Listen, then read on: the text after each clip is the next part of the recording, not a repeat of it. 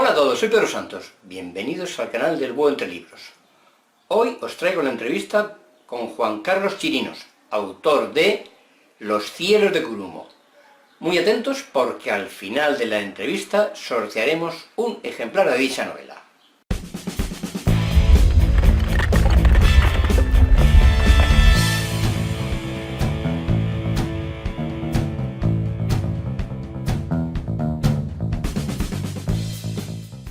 Buenos días, Juan Carlos. ¿Podemos tutearnos o de...? Sí, claro, por supuesto. Buenos días, ¿cómo estás?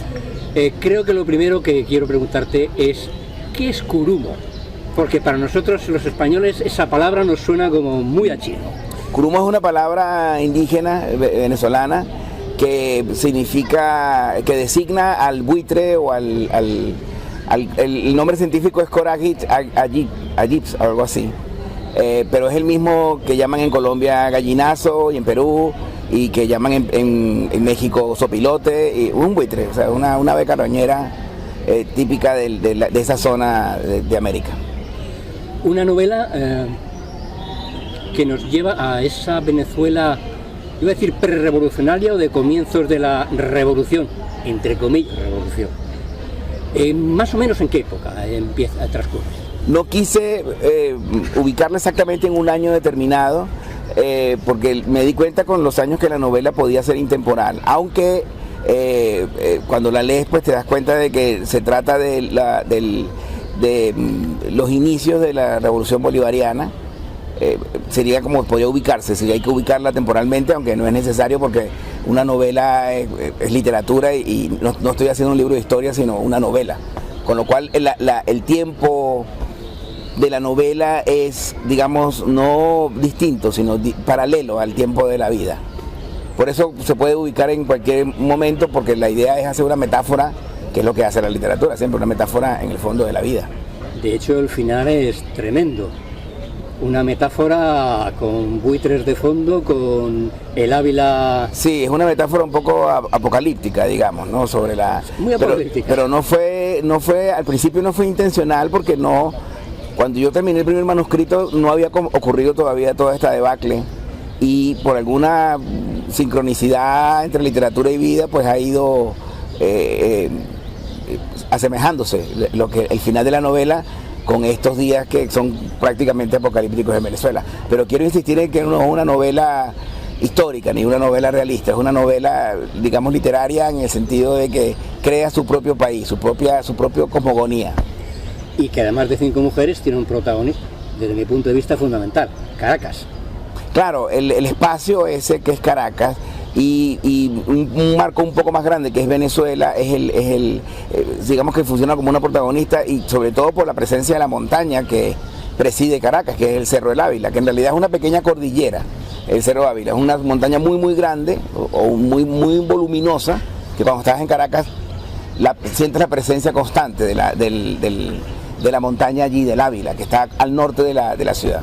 De hecho, cuando leí el libro y vi lo del Ávila, no entendía, y tuve que buscar en Google, porque es para nosotros como si en Madrid hablas del puerto de Navacerrada. Claro, hay que pensar que estamos hablando de montañas en América. Claro, las montañas de América son un poquito más grandes que las de aquí, más o menos. El Ávila no es la cordillera de los Andes, no pertenece a una cordillera de la costa, digamos, una cordillera más pequeña, pero el Ávila debe tener unos 2.500 metros de alto, más o menos, me parece. No estoy seguro, pero es muy alta. 5 mujeres, pero muy diferentes. Sí, eso fue un trabajo, digamos, entre comillas, pero muy gordas, de investigación, de cómo podría reaccionar una mujer ante ciertas circunstancias, y me dediqué durante años a preguntarle a mis amigas sobre detalles y temas femeninos y temas de cómo reacciona una mujer en esto y en aquello, pero no para crear mujeres de verdad, sino para crear mujeres que me sirvieran en esa novela, que funcionaran, y que el que leyera creyera en ese personaje, en tanto como ser humano, no como mujer en particular, sino como ser humano. Porque de hecho los personajes masculinos en esta novela son un poco secundarios. Al final creo que sí, me da un poco de pena porque no era la intención, pero al final las mujeres que me salieron son de tal calibre, son tan poderosas, digamos, como personajes literarios, que opacan un poco a sus parejas y a sus amigos y a sus compañeros. porque sirven como excusa o como puente para ir a un lugar o para hacer alguna cosa. Pero no quisiera dejarlos tan arrinconados, de hecho una lectora me dijo en estos días que le gustaban mucho más los hombres que las mujeres de la novela, pero es la única persona que me ha dicho eso. Es que son mujeres muy peculiares. Sí. ¿Cuál es la favorita para ti de ellas? La protagonista de la novela se llama, que yo tenía en mi cabeza originalmente, es una chica, una personaje que se llama Celestia.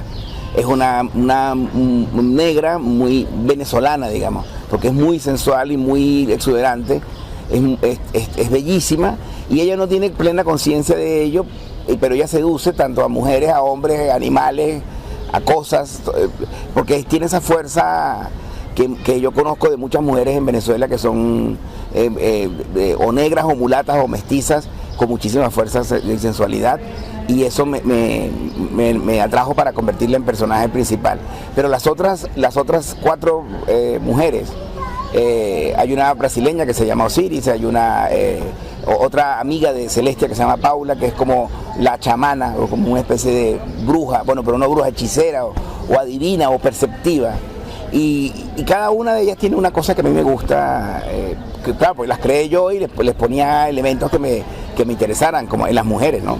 De hecho, Paula es el contrapunto de Celestia, porque Celestia domina con el sexo o con su sensualidad, y Paula lo que domina es con la boca. Con la palabra, no, ella domina la naturaleza con la palabra, vamos a decirla de esa manera. Pero en realidad la mejor amiga de Celestia es Bárbara, que es como la más frívola o la más rumbera, como se dice en Venezuela, la que le gusta más la fiesta, pero también es un personaje interesante porque es un personaje entrañable y solidario. Tiene la solidaridad de la amistad, la fraternidad de ella es muy importante. Se aplicaría hoy en día una palabra que me parece espantosa, que es sororidad, pero yo prefiero no utilizarla, prefiero utilizar la palabra fraternidad, porque es la mejor amiga de Celestia y la quiere mucho y está con ella, siempre está a su lado. Una frase que creo que es de Paula que a mí me impacta: el que crea pierde. Sí, esa frase es la frase inicial que le permite a Paula crear una especie de sistema lingüístico simbólico para dominar la voluntad de los demás, porque ella descubre que la palabra crea, por supuesto. ¿Crea de creer o crea de crear? Bueno, puede ser de las dos, ¿no? Crea de crear y crea de creer, ¿no? Sí, puede ser. No puedo pasar por alto la situación venezolana. ¿Cómo lo veis desde aquí? Bueno, yo creo que ahorita a estas alturas ya sobran las palabras porque la evidencia está allí. Lo que está ocurriendo en Venezuela es una catástrofe humanitaria de enormes dimensiones. La literatura no va a ser capaz nunca de expresar lo suficientemente bien lo que está ocurriendo en este momento en Venezuela. Por eso mi novela no tiene ninguna intención ejemplarizante ni de llamado a la fila y a atención, porque no se trata de eso la literatura. Lo que pasa en un país como Venezuela en este momento, con todo lo que ha vivido, no se resuelve con literatura, sino se resuelve con acciones. Y con acciones positivas, por supuesto, que hagan que el país vuelva a encarrilarse hacia una normalidad, hacia un convivir sin tantos sobresaltos. No pasaríamos horas hablando de qué significa vivir en Venezuela ahora. Y me imagino que deseáis que el final del libro no se convierta de metáfora a realidad. No, claro que no, por supuesto. La situación parece que es esa. Nadie que quiera a Venezuela desea un final catastrófico, un holocausto o una apocalipsis. Nadie.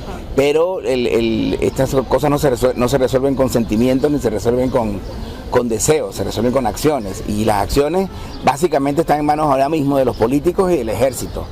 Yo deseo como venezolano, como ciudadano, que todo se resuelva por bien, no solamente por mí, también por mi familia que está en Venezuela y por mis amigos y por el país, porque yo no quiero que la gente que se destruya Venezuela, no estoy loco. Muchas gracias, Juan Carlos, por esta entrevista y mis mejores deseos para ti, para tu novela y para todos los venezolanos. No, pues muchísimas gracias a ti y bueno, que el canal siga aumentando de suscriptores, que se dice, ¿no? De seguidores. Sí. Y les mando un saludo y que bueno, que disfruten la novela y que todos seamos felices. Que además es cortita. Es corta, sí, digamos que sí. Gracias. Gracias. Esta fue una entrevista entrevista que les realicé en la Feria del Libro de Madrid. Quedamos antes de que empezara a firmar y allí en un rinconcito del parque pues estuvimos charlando y grabando esta entrevista. Para poder ganar un ejemplar de la novela tenéis que responder a la siguiente pregunta. ¿Cuál es el personaje favorito de esta novela del autor? Me enviáis la respuesta al correo que os está diciendo el buito, miráis bien las bases y tenéis de tiempo hasta el 5 de septiembre. Sí, tenéis todo el verano. Yo que vosotros contestaba pronto, pero tendréis todo el verano. A la vuelta haré una videoreseña de la novela y ahí sabremos quién ha sido el ganador. ¡Feliz verano a todos! Sí, ya os lo voy deseando, ya os lo voy deseando. Y si no quieres perderte ninguno de mis vídeos este verano, ya sabes, suscríbete, dale a la campanita y así te llegan todos. Nos vemos, disfrutad del verano.